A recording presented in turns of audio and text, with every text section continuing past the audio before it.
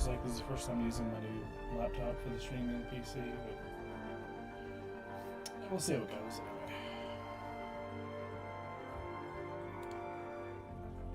Let's close with this. Chat up.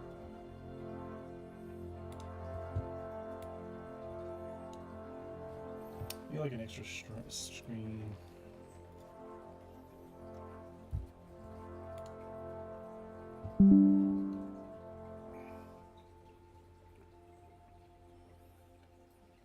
Hey, Edo again. Setting up mouse without borders between the streaming PC and the gaming desktop.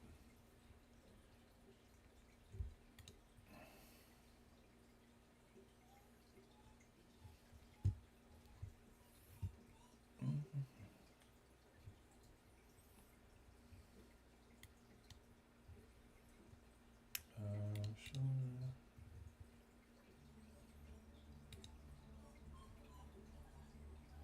Nice. I saw some of your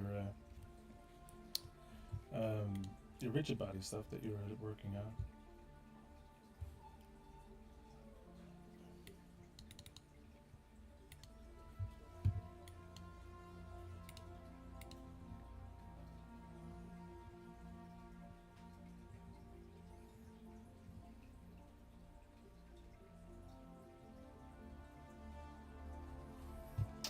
Set up my encryption key.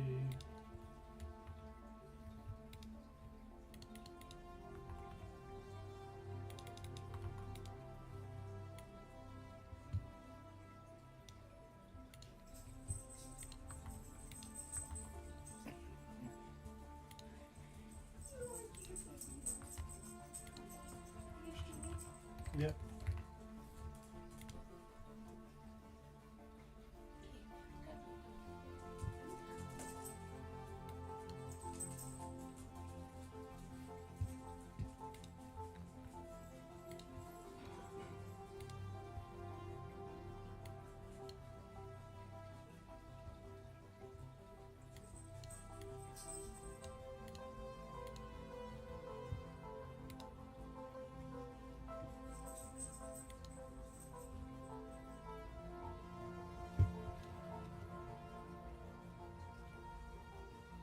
Is that using the cell fracture?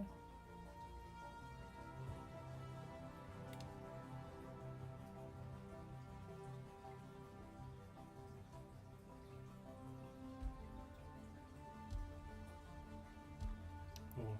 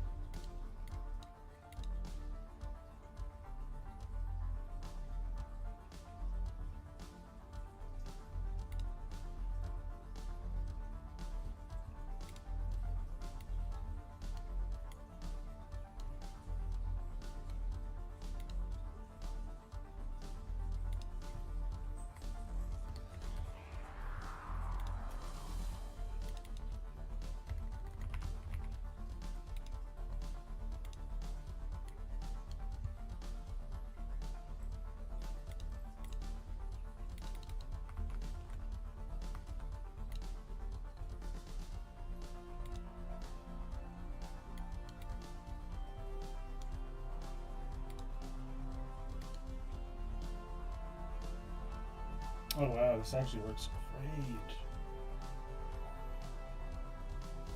Notice what I bordered is a Power Toys feature. Kind of like allows you to set kind of like a virtual KVM between the two systems. So I can move my mouse over to my streaming PC.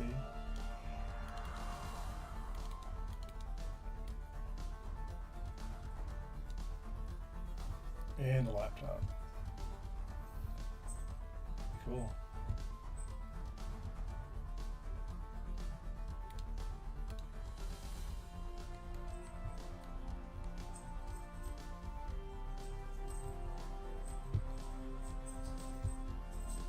And maybe she would have closed out parsec.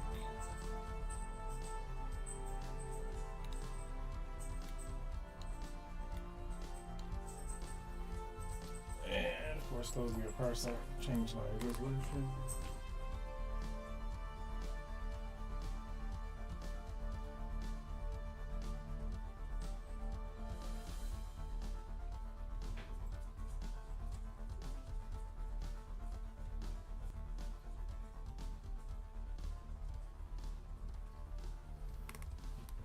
There we go. Let's see how this works. Pretty good.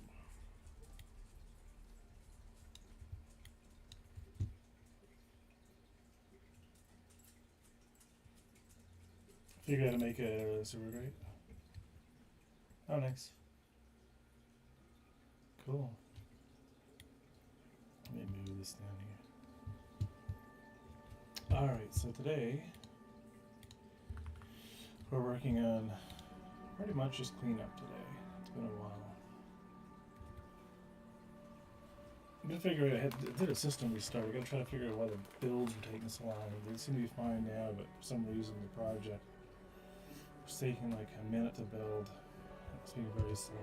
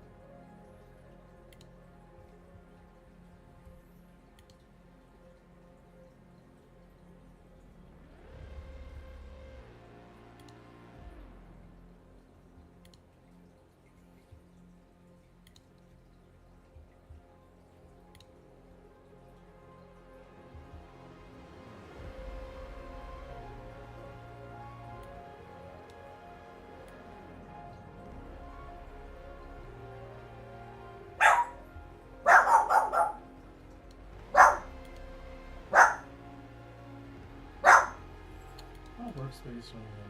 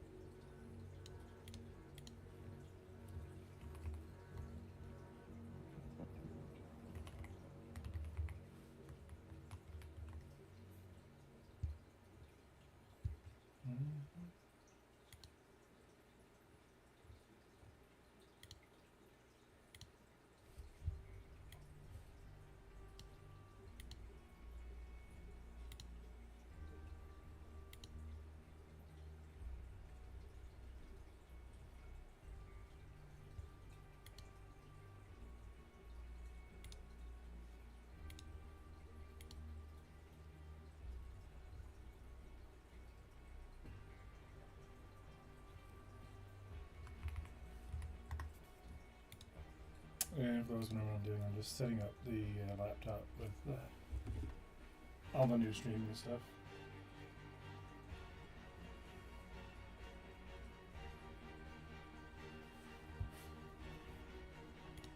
And then we'll get right into it.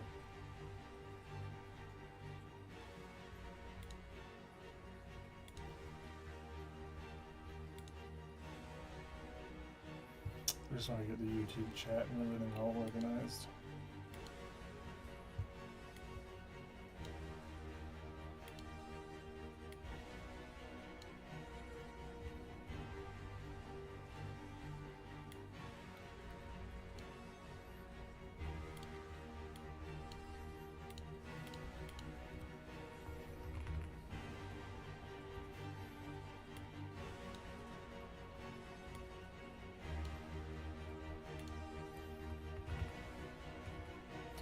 Yeah, we have no chat or email stuff, obviously.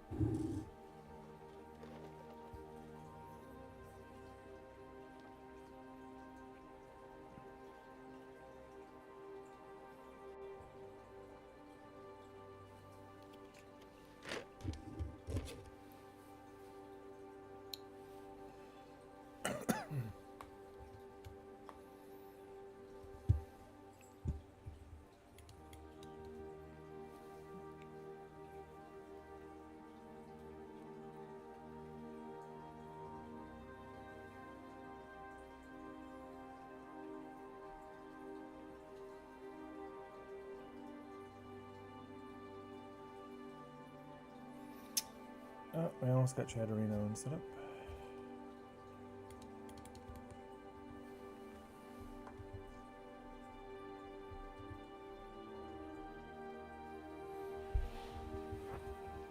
Okay.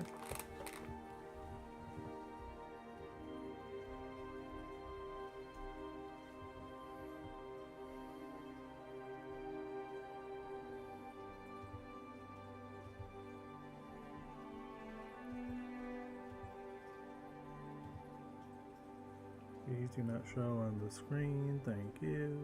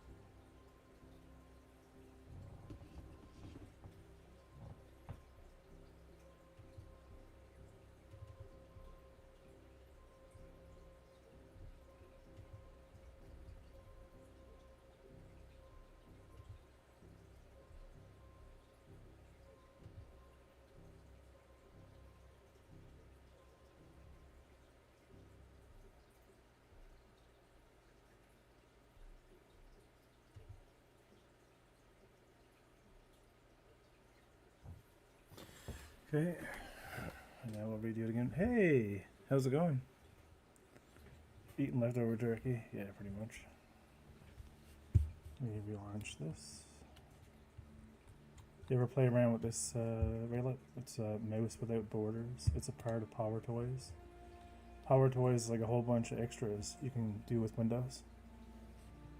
And it's got all kinds of cool stuff, right? Like built in. Including like file previews and stuff for stuff. You know, it's awesome. There's a whole bunch of cool stuff. Fancy Zones is the one that I use for dragging stuff around and snapping it. But anyway, it's got a thing called Mouse Without Borders, which enables you to use your mouse on multiple computers, like the same mouse. So you can just scroll your same mouse and keyboard across multiple desktops, so they're side by side, like my laptop is right here. So I'm trying to set it up now so I can just use the gaming keyboard and mouse for both the laptop and the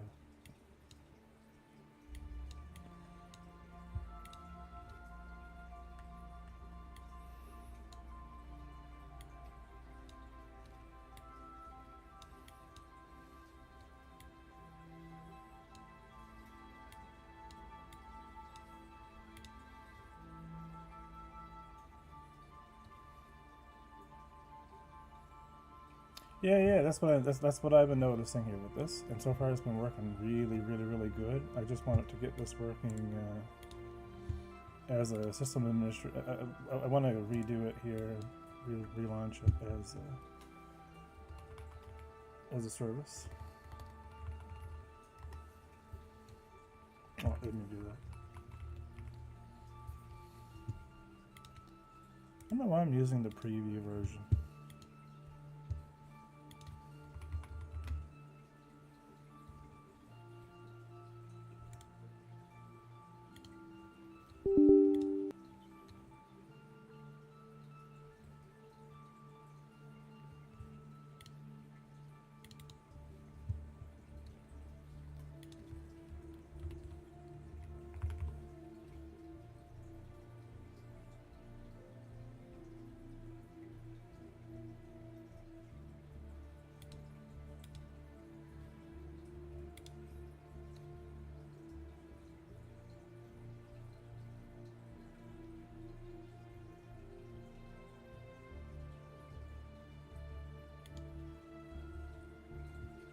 There we go.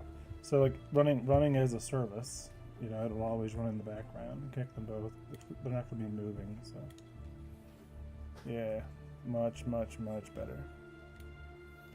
So now I have both chats now on the laptop screen. Because I have I'm using my second or third monitor is now an extension to the laptop, and now everything's running on the laptop. Excellent.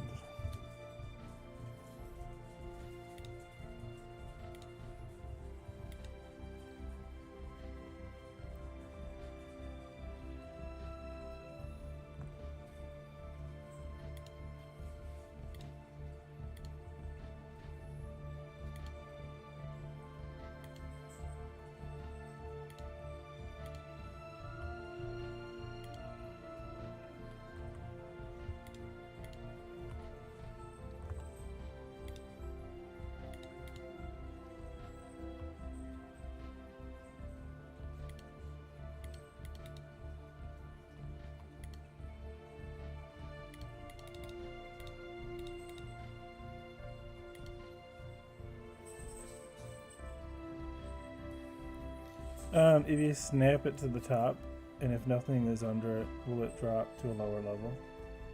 Eventually it'll check the adjacency. So what I'm working on right now with this is the new cargo grid system, right? You can spawn in all of your cargo like normal, and it's here, you know, on all clients. And if we join, this is kind of the behavior that I want to happen, right? So in this new cargo grid system, every one of these cargo items is its own network object, right? And we don't want it to be a network object. Like, it works really well with small amounts of cargo, so we're just moving around the network object. It's still the same object in a literal sense in the grid. And if we head over here and we throw it, you know, here in this cargo grid as an example, this was the old way. Like, we would despawn it in the world and we would spawn it into the ship and everything would be fine, but we would run into pretty much like limitations. So in the new version, turn on debug, the new cargo grid system is more of a data container. So if we're looking at a cargo grid, this is like server authority cargo grid. And when items are placed inside the grid, oh, I don't want to do that. Okay, I'll just take these and.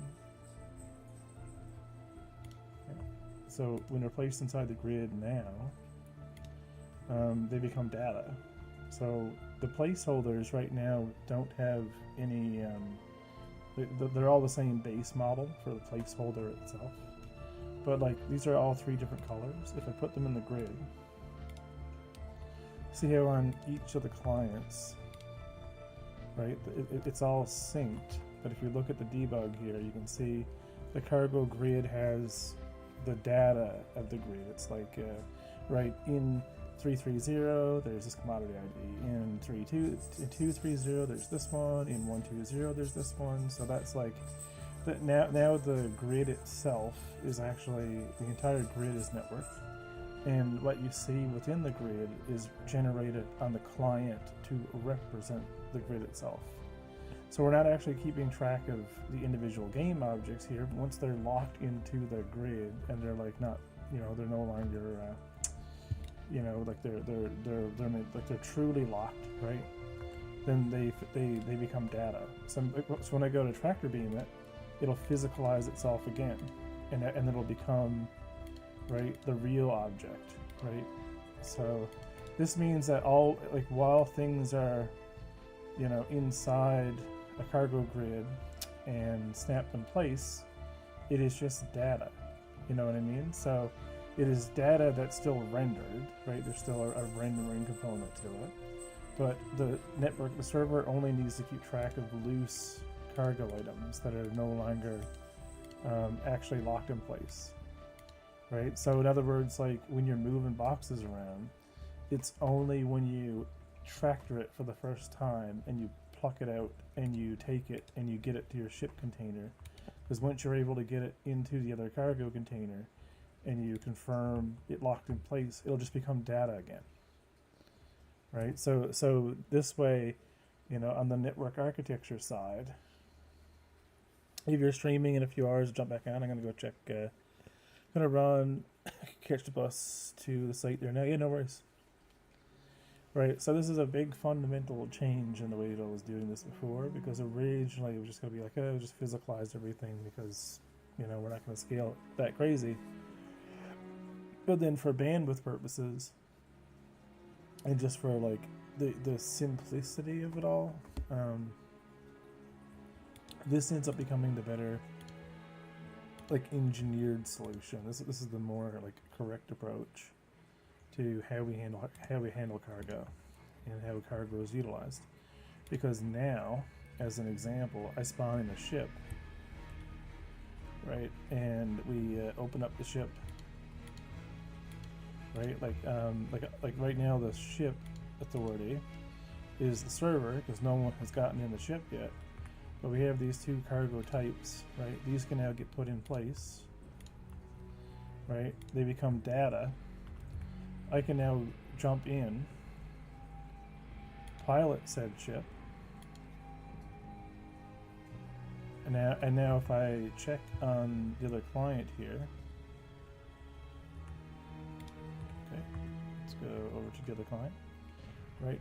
If we look at that authority, we can see the authority of the cargo grid has changed, right? And it's all good, but watch, now I can help. So if I go take 2 more of these, right? Like, even though it's my buddy's ship, I can actually continuously add, right? All while like he's doing his thing, right? It's so much easier to keep track of the data of all of it, right? And if I right, like, and I'm this is all good. And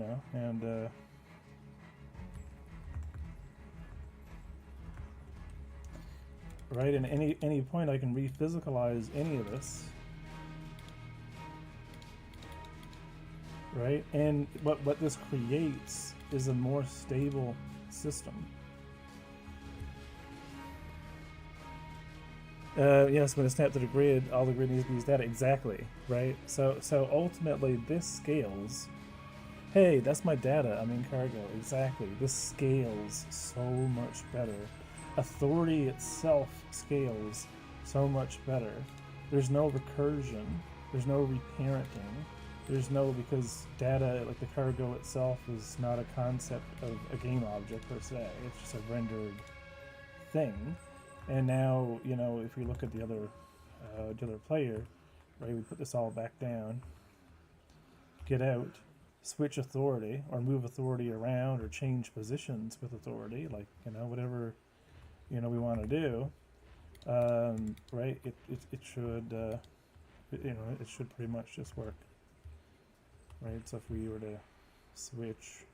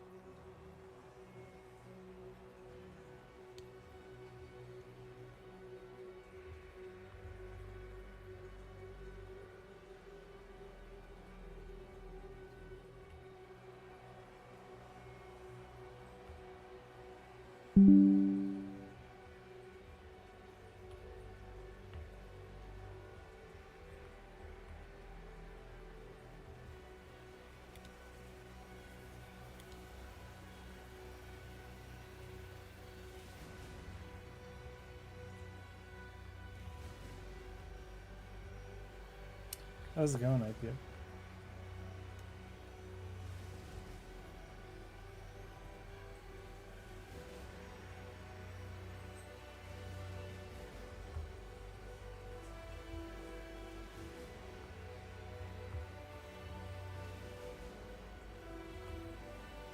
Oh, we're like in a weird boundary between the cargo grids.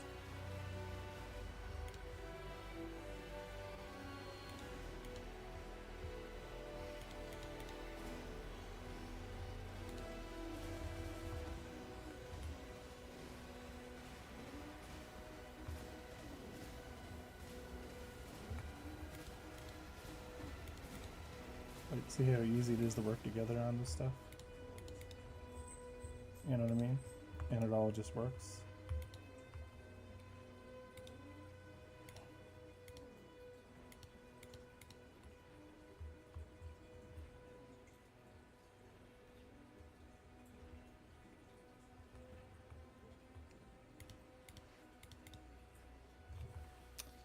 Yeah, so this is kind of like what I'm working on now. Just kind of redoing the way like the cargo was stored on the ship because there was a weird bug in the Godot that I was finding and I couldn't really get any resolve with it. And it had to do with the authority of like nested multiplayer spawners. Like the original cargo system was not like working in the way that I wanted it to. When authority was changing between the owners, and now with this new system, we don't have that problem because cargo is just a data construct of the authority of the existing ship, which means there's no subcomponent. There's only the authority of the ship itself and who the owner is. The owner of that ship is the owner of the cargo data, but through the ship, right, through RPCing through the authority of the ship, we can manipulate the cargo grid and take from it, add to it. It's just synced data on the ship itself, whereas before the cargo grid was like an independent concept. Like we would add a cargo grid to the ship, and it had its own spawner and it had its own mechanics, and that's why like they could be used for everything. So like these this cargo grid itself was the cargo grid also added to the ship. But the issue is when this was working, like at the ship level, the nested hierarchy was failing. So it wasn't allowing me to put the cargo grid inside the ship. The authority of the ship and the authority of the spawner was kind of like not working. It just wasn't letting me pass authority correctly. So anyway, this will hopefully solve that problem, and then we can kind of like focus a bit more on the cargo aspect of things. So that is kind of what I'm showing off. There's still like a weird, like if authority changes back to the original authority, there's a little thing here where this is already mine because the ship is already mine. I'm trying to interact with it. The reason I'm not interacting with it is I think right now it's trying to call an RPC on myself. Because I am the authority, and then that is probably what we're getting here. We're getting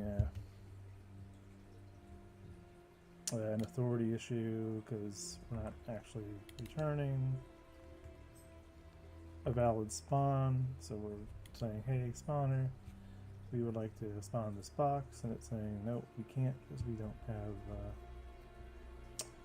the right authority. We're not sending the right authority because it switched.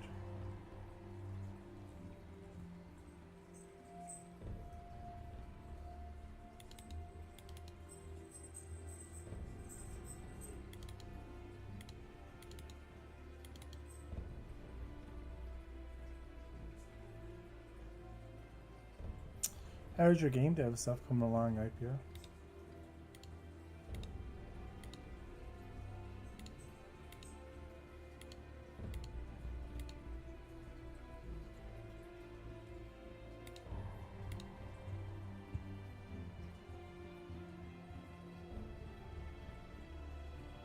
Hey David, how's it going?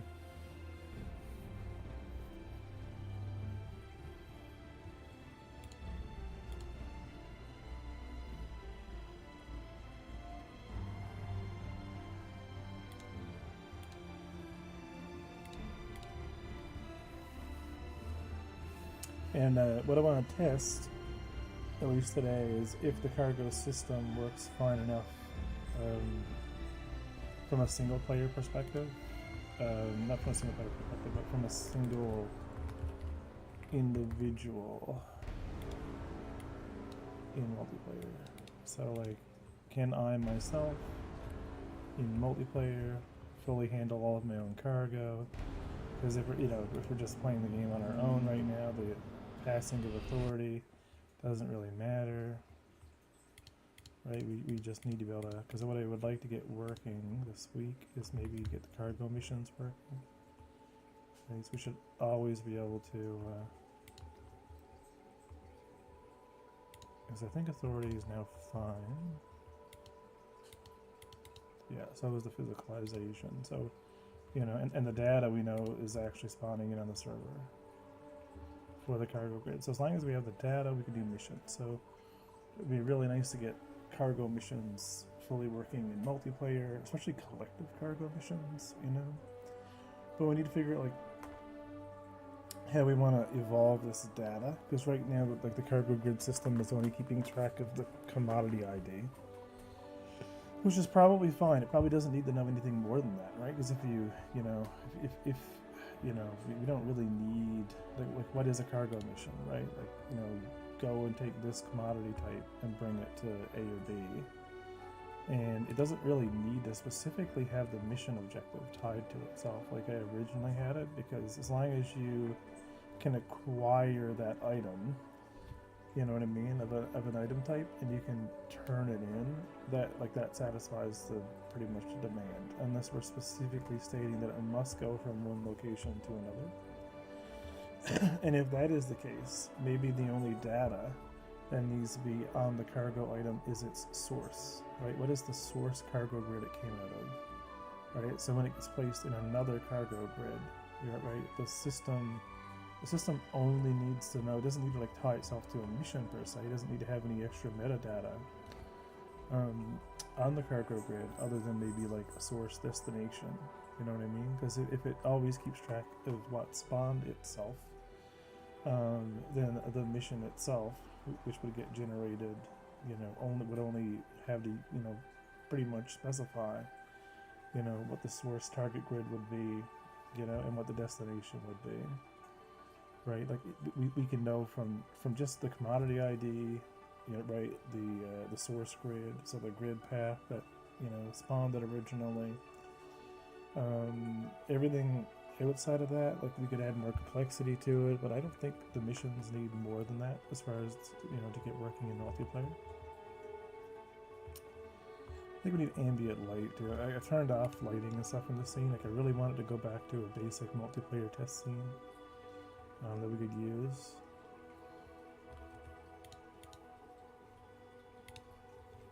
Because I'm specifically just testing cargo.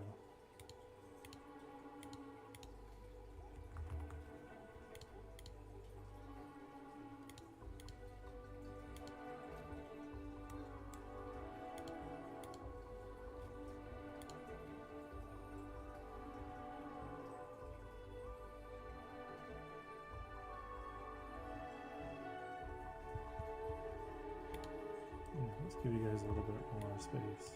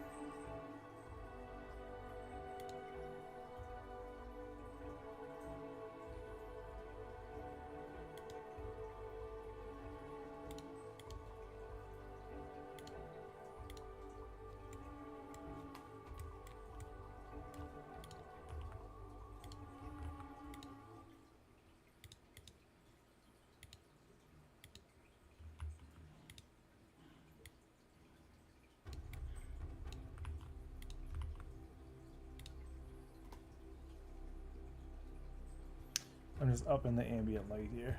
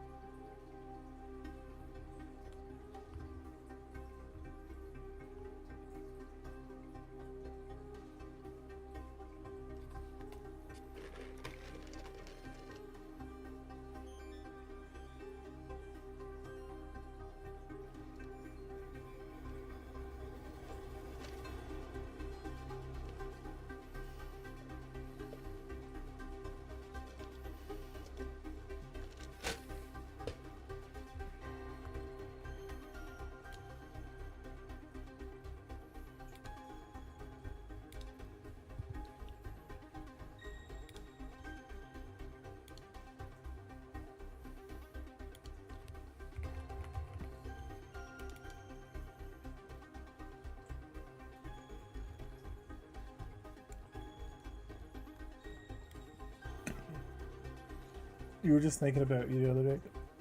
How are things? My job is really busy right now. Is the understatement of the month. But I've still been making some progress, and we have an artist working on a pipeline for some of the 3D stuff. And they're going to be working more this month on a few other things. And what I mean by that, I'll show you.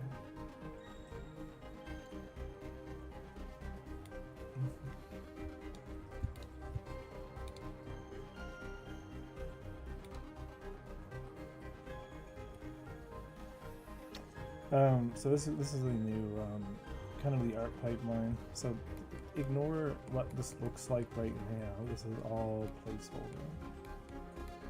And the idea here is to establish a pipeline of art assets that'll be used for each level of complexity within the station. So like, you know, the idea is we build an atlas of all pipes, right? So we're modeling all the different pipes, but ideally they'll get rendered in one texture. So we have like, we'll have like piping, right? And because, you know, like it's, we're pre-rendering this out, I mean, with all the different detail, if we, right, we can just, right, bake all the normals in the same way. So then we get, you know, we get piping, right? We can sample, we get bulkheads and, you know, like substructure, some variation of substructure, we get walls, right? Panels, and more complex structure, you know, of panels, right? But the idea is that it must be simple, right? So, like, this is not particularly Unforgiven Spaces style right now. But the idea is creating the correct weight of balance between what is paneling, what is surface, what is ceiling, what is floor, and then, you know, like, and then what is like the standard paneling behind that, right? These are all the different panels. So they're all like, you know, rendered out models, but then when we get to the implementation, then every one of these is a variant. So the idea is as we're building up the different panels, these are all from different textures. So each, like, all interior is going to just pretty much be one material, right? There's one material on the interior of the station. And that one, you know, specific interior samples all the different UVs that we need. Everything must be on the atlas, right? So then there's only one material loading in. And all of this is the same geometry. There's nothing, there's a few small like little pieces where there's some really light topology, and that's just because, you know, you don't need topology when you're you know, when you've already baked the normals out, because the normals already exist, right? So they can be really, really, really low res, because when you're looking at it, it doesn't matter the angle, right? From above, you're going to see lighting being affected, you know, correctly. Right, so yeah, the idea is once you have, you know, all the detail of all the different floor panels that you want, all the different bulkheads, things that match, you know, the interior, right, then we build out, right? So you kind of start building up all the different pieces. You specifically limit yourself to, you know, to your palette, right? So you have to kind of think about it first, first we have to do a bit of design and figure out like what the different stylings exist, what type of panels, like what makes sense for the game, right? Because I want to have like a lot of what's WFC? Yeah, oh yeah, the generation. Yeah, absolutely. Yep. Right, that's kind of where I am, you know, my thought process of how stations need to be randomized. Right, so we have this disconnect right now, right? We have the need of working on the interiors, and then the exteriors, you know, are also kind of being worked on. So You know, exterior, like station design V2 is already pretty much what I want it to be. Every one of these modules can be any number of segments big, depending on the station size. So I created this fully scalar, right? Like different pieces can be put wherever we want, right? To extend out these stations, right? To be able to scale.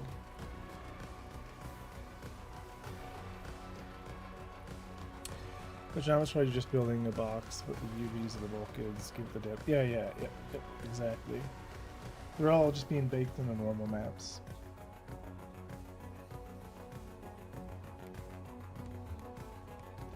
Right, so the challenge now is filling out, right, all this space.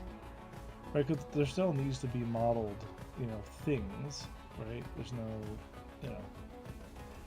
But it's just right now figuring out, like, the station flow, you know, like I know how I want it, you know, and kind of how the traversal is. It's just getting it all together, right? Like just think, you know, just laying everything out in a way that makes sense. Like I know they're all 8x8x6 segments that we're walking through, but like what detail needs to be on them that represents the areas that we're in, right? Like so the apartment buildings, like I need to do some interior design. But that's like once I've established like the gray boxing, right? When doing the gray boxing, we'll be thinking about the metrics of 8x8x6 and all these different pieces that kind of move around the the interior. And, and then it'll be like applying the way we do UVs to create all the sub detail, right? Because you don't want a lot of materials when we're like thinking about massive scale, and then like you can create another set of textures, you know what I mean, to hey, dreams forgotten. I like how you put an art on the end. Is that new?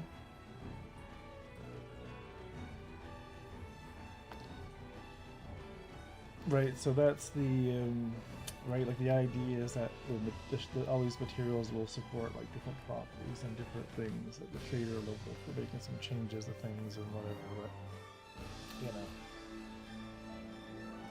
but it's very, very gray boxy, but more final form. Like it's in line with the direction that I want to have for all these. I want to have them all random. Oh, when Google allowed me to create a specific username, I added it. Gotcha. Cool. So it's like the official channel.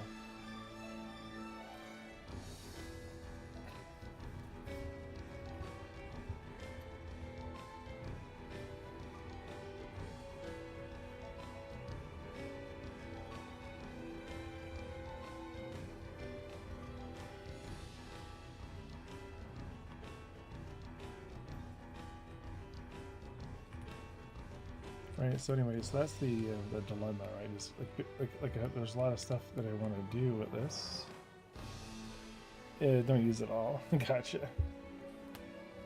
I like multi-streaming to YouTube. I think it's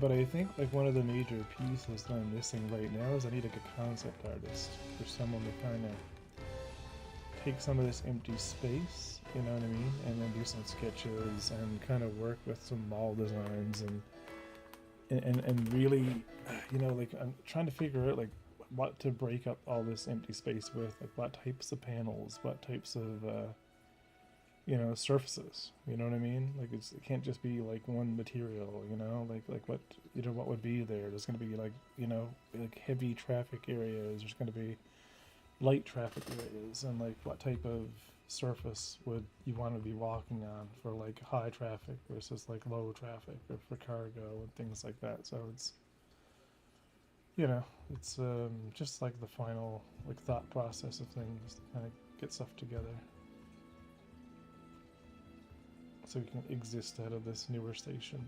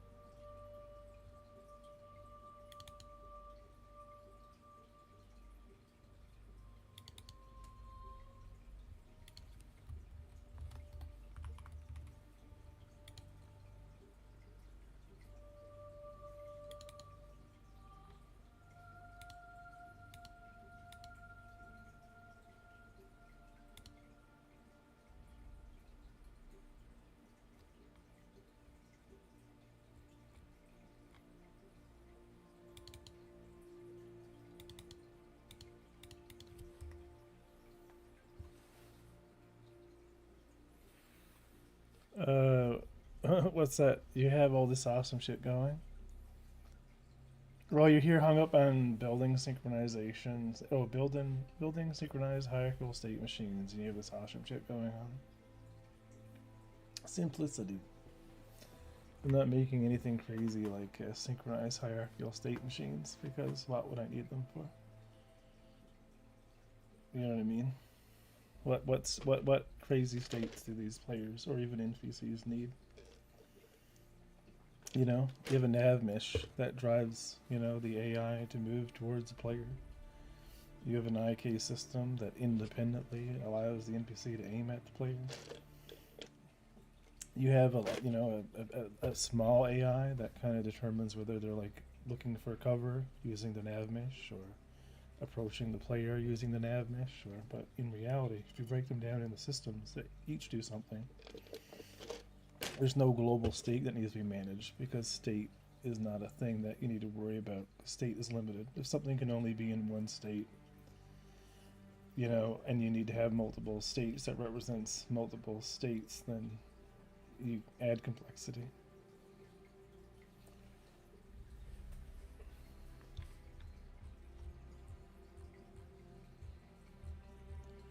Nothing in the game is more complicated than a switch statement.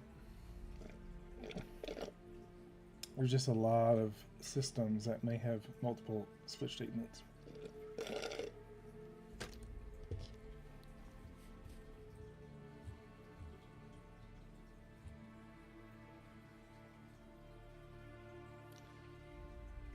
He has 0 switches in any software I've ever built in 40 years. No, are you using Python? Wait, doesn't Python not have switch statements? I think Godot doesn't have. Godot has match statements in GD script. Few billion users, 0 switches.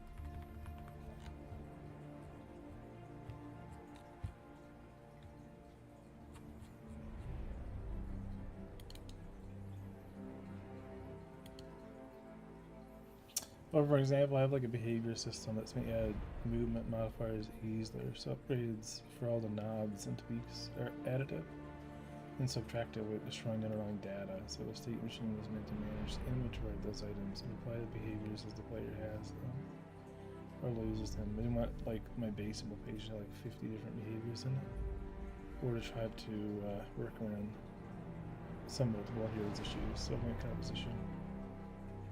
Or like an upgrade, like a side dash or a flip. Those are simple behaviors that are isolated logic. They can apply to like anything with a transform. Gotcha.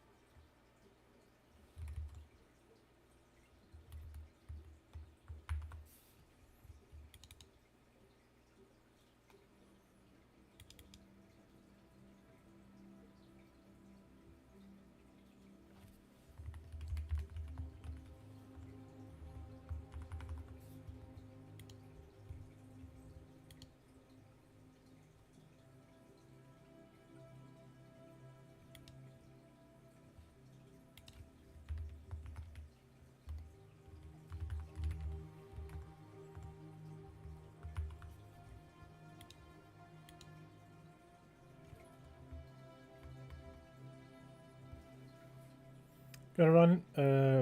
Thanks to Pat being to see you on a new level each time. Progress is incredible. Oh, thanks. Thanks, Dreams.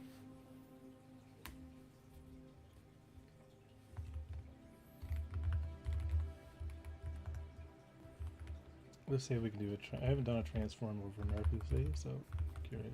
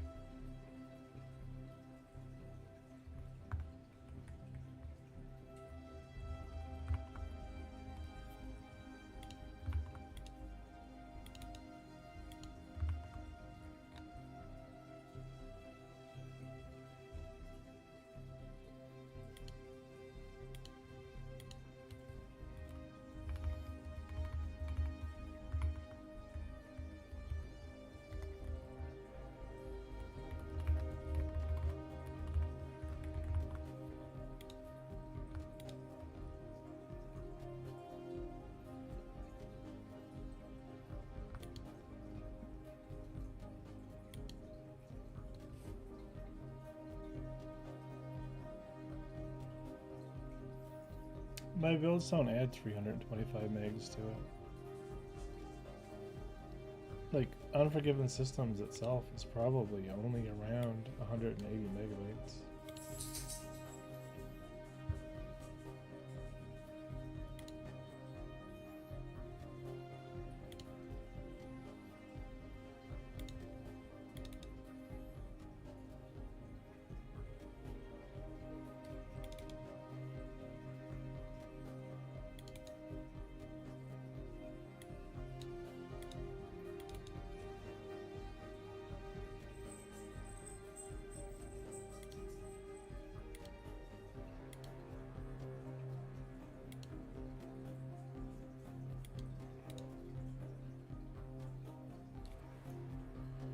Once I added reflection, things like name of it went up to 325 megabytes.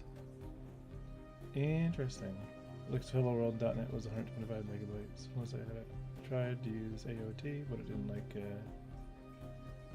like working once I added reflection. Gotcha. I want to explore making some Android stuff, and I know when I was messing around with the iOS build, anywhere at all where I wasn't defining the types, it was just crashing, right? Like, and even like serialization with like Newtonsoft JSON wasn't working correctly. Like, I had to make sure the there's a bunch of work I had to do with the serializers. It was like a bunch of stuff where a lot of bars and stuff like that needed to be like actually typed, and I ended up giving up on it.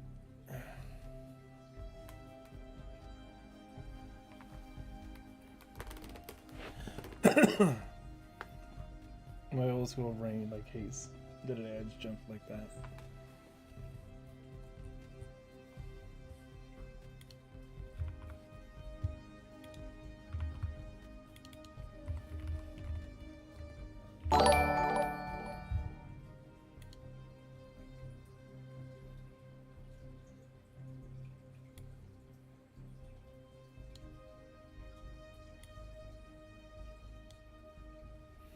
Hey, Coding with Strangers, welcome, welcome.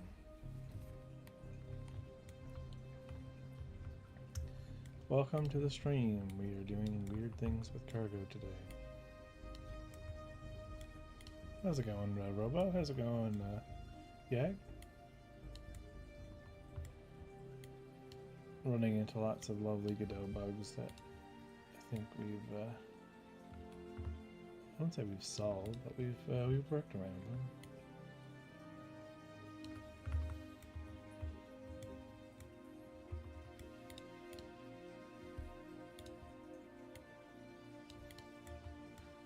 You love Godot bugs. I have a bunch with networking, but like, I don't know. I don't know a lot of people that pushes networking to the extent that I attempt to push it. No, I had to. So the visibility thing was never going to actually be a thing, simply because it was a non-authoritative solution. So visibility, as far as I'm aware, like if you have another game object that has a different visibility that cannot be controlled, like if you have another player and they're owned by obviously a different authority, I can't forcibly make you visible or non-visible. So visibility works in the concept of NPCs. So think of like all the server authoritative NPCs, you know what I mean? Their visibility works fine. So you can have it so like you can have 20 or 30 NPCs and they don't show up at all, they're not even spawned. And until the callable validates true. So you can do that with whatever you want. You could have like, only players that are at a station that share the same things with the same, or maybe even the same scene tree node path. Could be like, hey, if I've been reparented to a station or something, then look, all the NPCs wake up and they spawn in, and I don't know. There's all kinds of cool things we can do with visibility, but I can't use it for my intended use case of having visibility on players. So just a recap for those that are kind of like tuning in. I had like a really weird authority bug with a nested spawning situation. So I'll demonstrate by buying some cargo. So we've bought one of each cargo. We can see like with the server character and my player, this all works. I can, pull all this stuff out. We have cargo, right? We could pass authority of the cargo. If I spawn in a few more, I'm going to take this guy. We're going to bring it down here to this kind of cargo grid that I have floating, and you can see this is where we have a ship, and it has a ship cargo grid, and that ship cargo grid has its own multiplayer spawner, and it's despawning the cargo from the main world and then spawning it inside itself. And we can prove that all the late joining is working here by putting in, I'll use YAG as an example. We'll just pick a color, we pick here, and just join in, and we can see, we have a late joiner. Everything is synchronized, all the data is synchronized. Come down here, this is all working fine, and we have our sub-spawner with our sub-spawner authority, and it's working. Now, the issue is if this is actually inside a ship, and we attempt to change authority, weird things happen, and it won't let me like on-socket the box. It does a weird stuff with nested multiplayer spawners. Once the authority has changed on the main, it's supposed to recursively change, and that's not working. So the solution, what's the solution to this? Well, if I turn on debugging here, right, inside the ship, you'll notice we do still have a cargo grid. And this cargo grid has an authority. This is a new type of cargo grid. And if we spawn in a bunch of cargo, and we take one of each of these, and we're just going to bring them over here.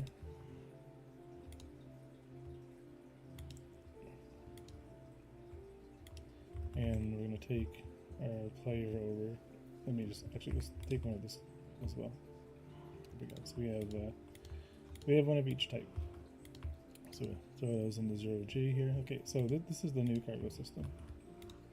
Right, so the cargo is now data when it is locked in place. That's going to be the new concept. So there's only one universal placeholder for all the cargo right now, but in this new design system, when we snap things in place in the cargo grid, they're just data. So what we're seeing here is the data, right, of the cargo grid itself. And all of the cargo items are actually just rendered locally based upon that data. We're synchronizing the delta of the data and the data itself, which means that when when all cargo items are kind of put into the grid, right, they're just switched to placeholders of the data. But as we click on them and we physicalize them, they get, the real multiplayer spawner kicks in, obviously, and spawns in the real in-scene tree representation, which we can, swap around, and right, it all works. But this solves the problem that I'm having with the nested multiplayer spawner, but doesn't really explain why the behavior is happening in the first place. So I don't know if it's a Godot bug, implementation issue. I raised it with a few people that I think are fairly familiar with multiplayer in Godot, and we couldn't, the behavior didn't make any sense, because the code was like, no, we should have authority to go and despawn this cargo box, but we don't. However, this is going to be the workaround, right? And this is all fine, but very annoying, right? Very, because it's fundamentally a massive aspect of the architecture of the game and the way that it functions. Like, we need to build it, and I'll show you why here in a second. So, right, like, I spawn in my own ship, right? Come on, Yag's player, yep. So, Yag spawns in a ship. This is Yag's own ship. And, we want to collectively be able to work together. That's like the key element of the game, so I need to be able to, physicalize these things. We have a blue one here and a white one. And, like right now we know the authority is just the server because no one's got in the ship yet. Right? But we can take this, we can socket it in place. Once again, it's becoming a placeholder, right? So they're all white when they're placeholders, but they're just data, right? But now at least I can take over authority of the ship.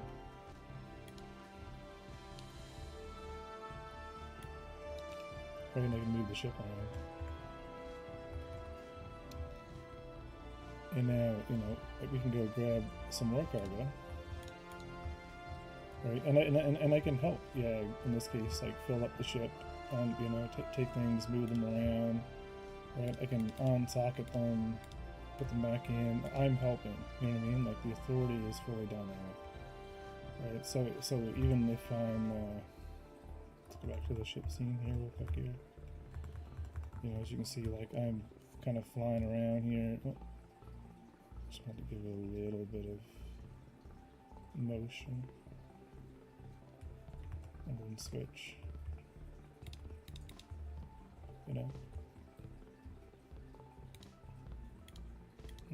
Right, it works. But yeah, very, very, very annoying bug as to why I'm getting the behavior that I'm getting. Hey, Uniform. But I've been able to, by re-architecting the way that cargo grids work and the way they physicalize cargo and the way authority is managed, can overcome it.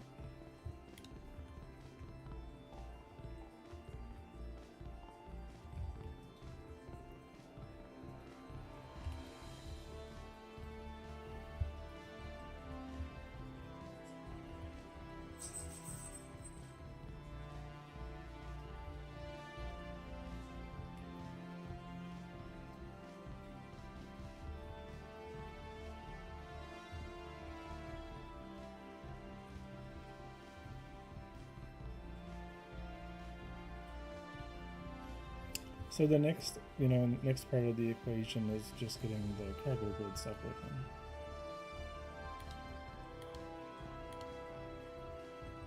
Okay, so getting missions working. Right, or at least getting them working in multiplayer. So that way, we can actually do a real cargo mission kind of together.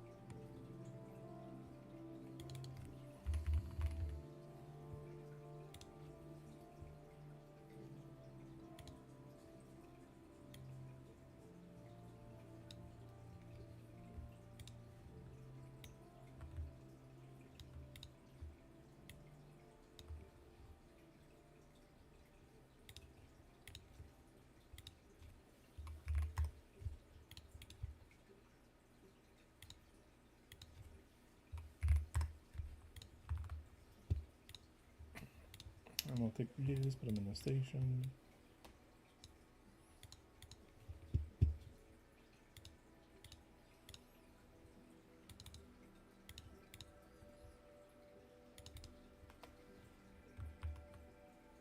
And then we'll just make this 16.9. I'll switch this back here. I'm going to use the washroom real quick, and I will be right back.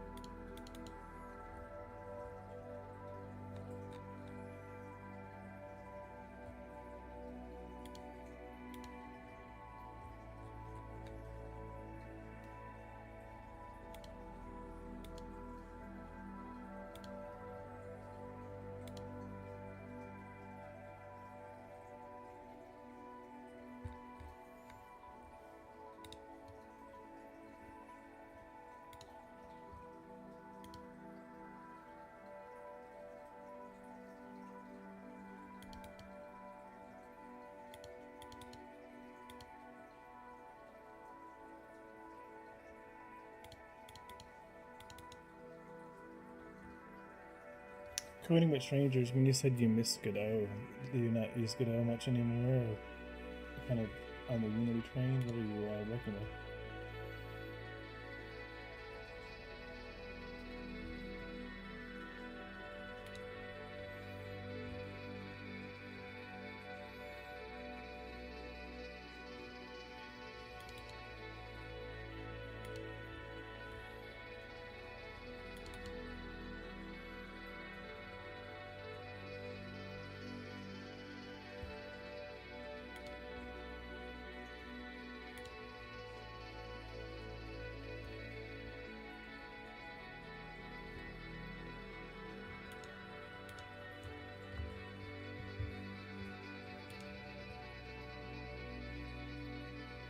I'm not seeing them generate on the server what they're supposed to be.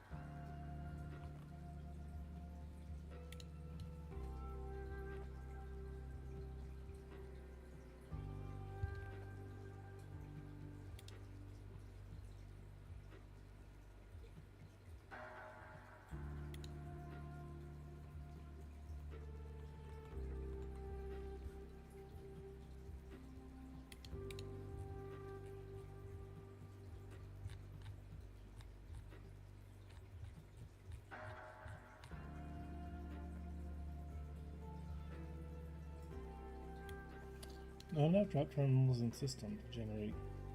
There is.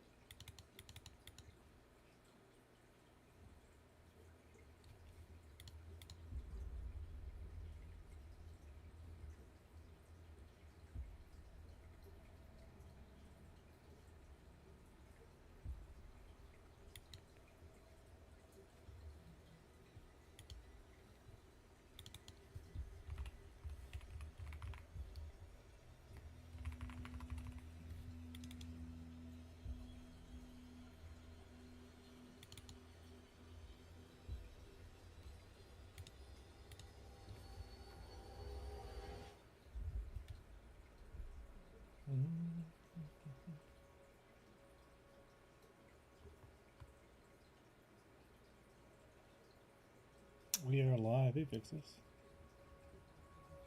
Yeah, so we're getting bounty missions.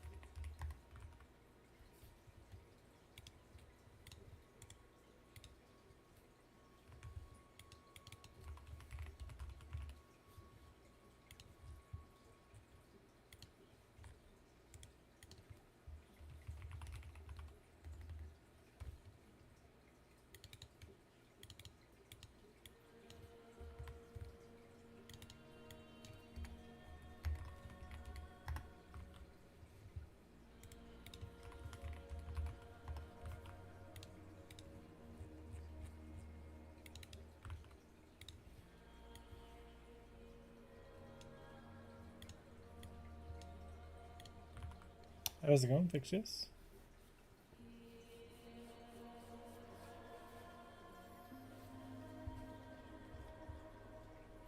It goes, awesome.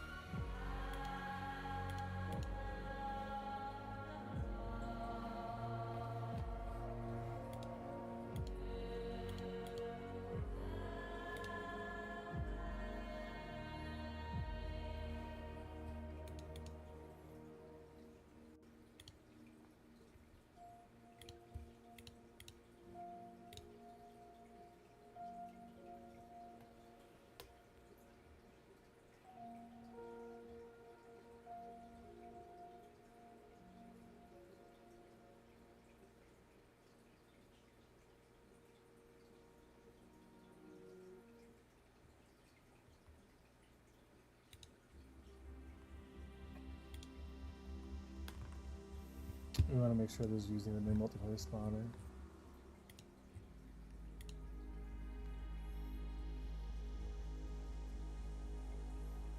It is.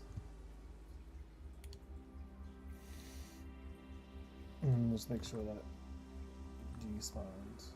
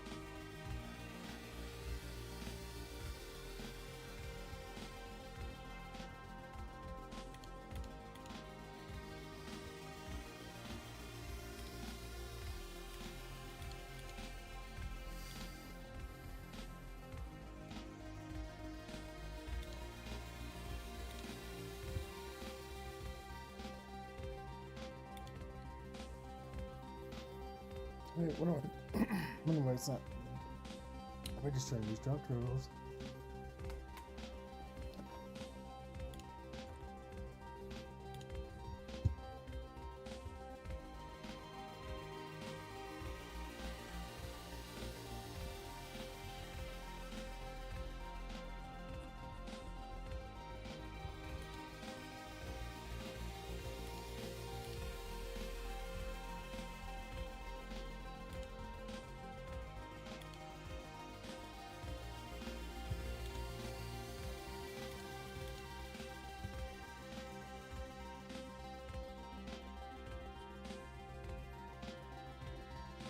The star system is supposed to do it.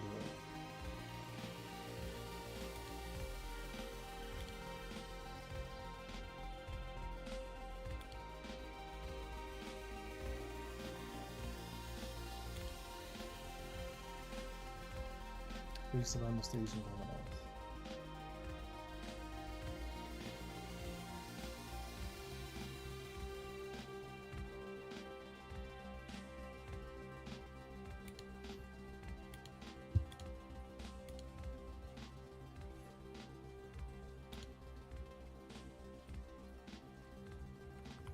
Okay, there's a station.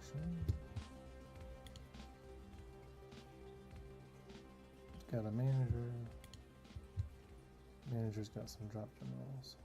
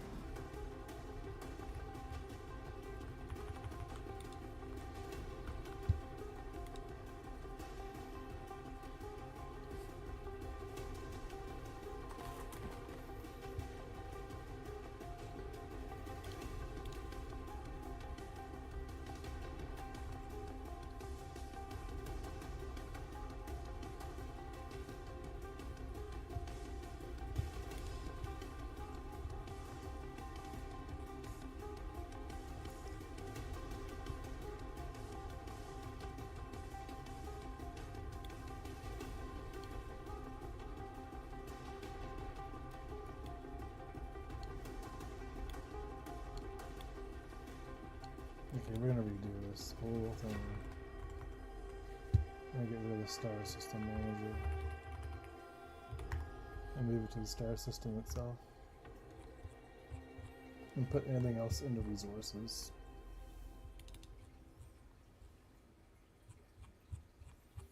Kind of organize this a little bit better. I will leave it there. I'll take a break for a bit. Come back to it afterwards. If you guys are really experienced with, Godot networking, feel free to reach out to me because I would like to actually have someone else look at the bug that I'm having.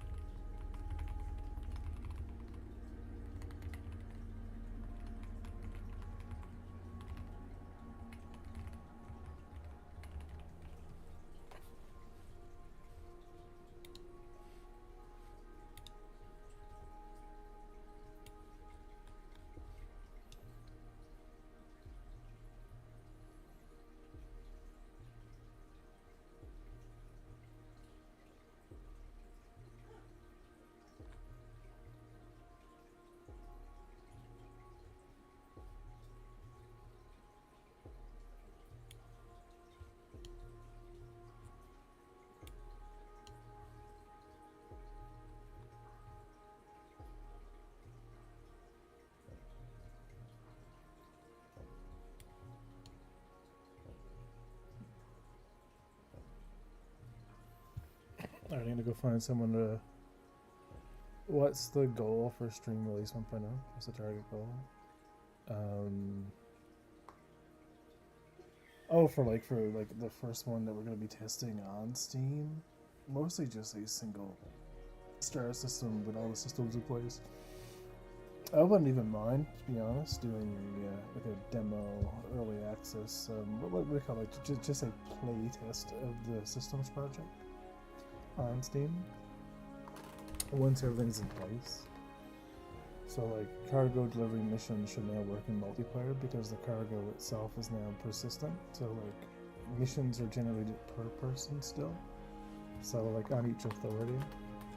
But the boxes they're spawning in, are actually shared. So that'll be cool. And all the cargo is now synced in multiplayer too. So cargo missions will now be working. You know, and we can do things together, which I like. I like the fact that I'm just spawning in a ship and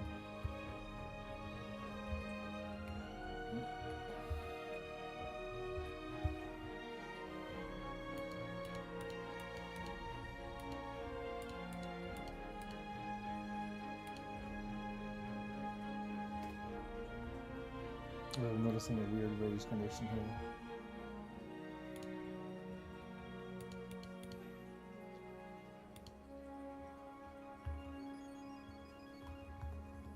Because everything is here that it needs.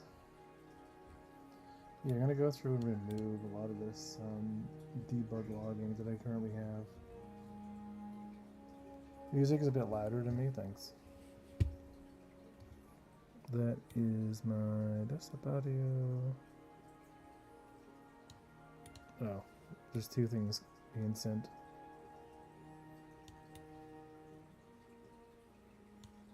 There we go. Hopefully that's a bit better. I need to find a way to turn up the road on the laptop a little bit more. Let's see if this is actually working now.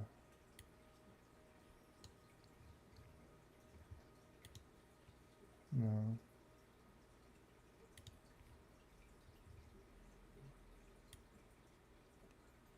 Yeah, it's like cranked. Maybe I'll just do Windows settings. So.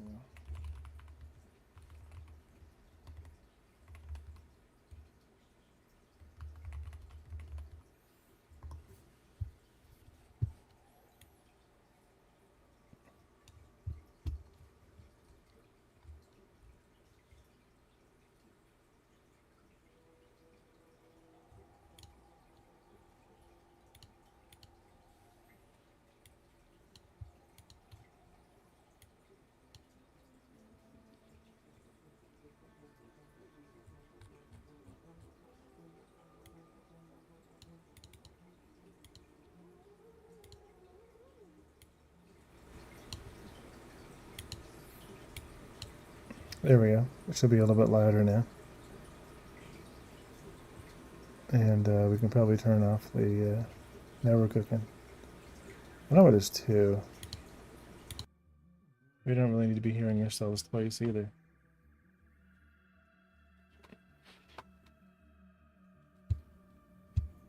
So that should be a lot better.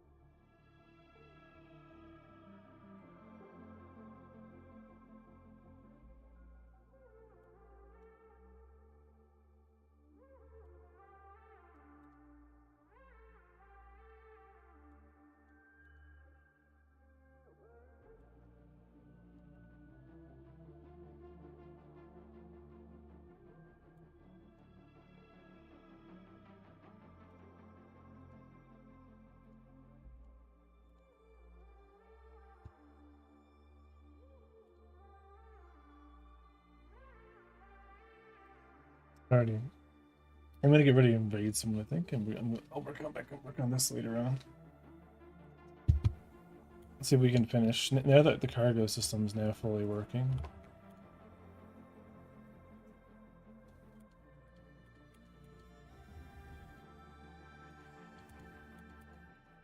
There's a lot we can do with it.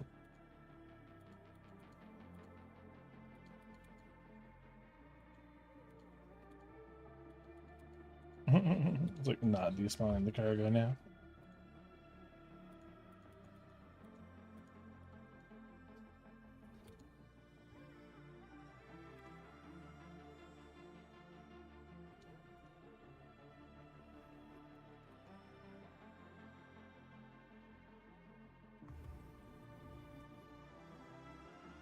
Alright, let me end it here on the YouTube.